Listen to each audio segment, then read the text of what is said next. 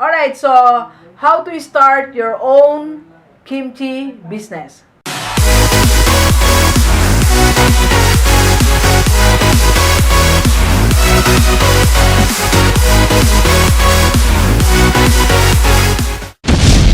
Positively Delivers, this is Dr. Gigi Sunga from I Can Change Project. Magandang gabi sa lahat ng mga delivers natin. And sa first time po tayo mapanood sa YouTube channel, thank you very much. Please subscribe, click mo na po yan, Doc Gigi Sunga. Maraming salamat po sa lahat ng mga nanonood ng ating mga videos sa gabi-gabi at sa ating mga new subscribers. Thank you very much. At doon sa mga attend sa aking seminar sa Hong Kong, November 18, 2018, 2 to 5 p.m. for only 290 Hong Kong dollars. So, message nyo lang po ako sa aking FB page. FB account, Gigi Sunga.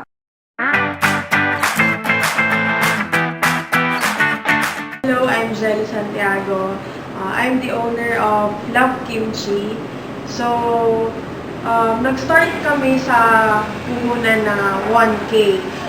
So, sa 1,000 na yon, nakabili na ako ng basic ingredients like pechay bagyo, yung gochujang powder, yung paste na ginagamit for kimchi.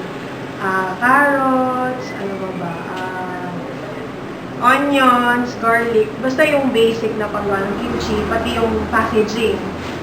So, nagsusupply kami as of now sa Wooden Leaf Cafe sa Balanga and dito sa Monterey, Abukay.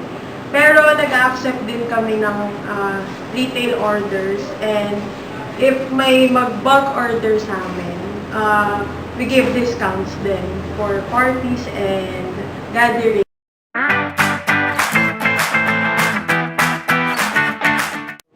So sa kimchi business, meron talagang kita dito or profit. Siguro ngayon, per month, ang net na kita na namin is around 6,000 to 7,000 pesos. Pero 3 batches yon. Usually every batch 10 kilos yung ginagawa namin.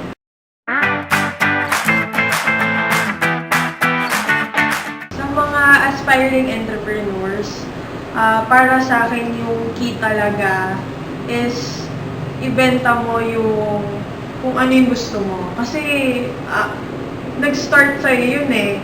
And pag nakita rin ng tao na ikaw mismo nag-enjoy sa ginagawa mo, matatransfer din sa kanila yun. Tapos makikita rin nila yung impact nun sa kanila. So, sa business naman, walang age yan.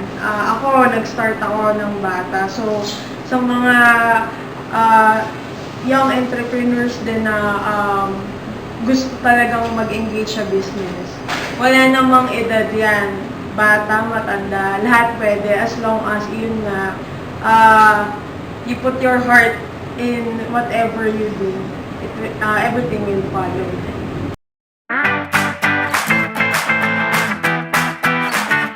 So yung kimchi, lahat to ginagawa lang namin sa bahay namin. So kahit kayo, pwede nyong gawin. Actually anywhere, basta ang importante, syempre, meron kayong refrigerator, yung mga malalaking containers, kasi pag gumagawa ng kimchi, mas okay yung madamihan para mas nakakamura din kayo. So, sa packaging naman, gumagamit lang kami ng microwavable container. So, ito, mura lang to. Mabibili nyo to, sets of 10. Nasa 40 pesos lang or baka may mas mura pa. Tapos, sa ingredients naman, sinasuggest ko talaga sa palengke kayo bumili kasi mas mura yun kaysa sa mga grocery stores. Alright, so thank you very much, delivers. Enjoy the rest of the day and let's go!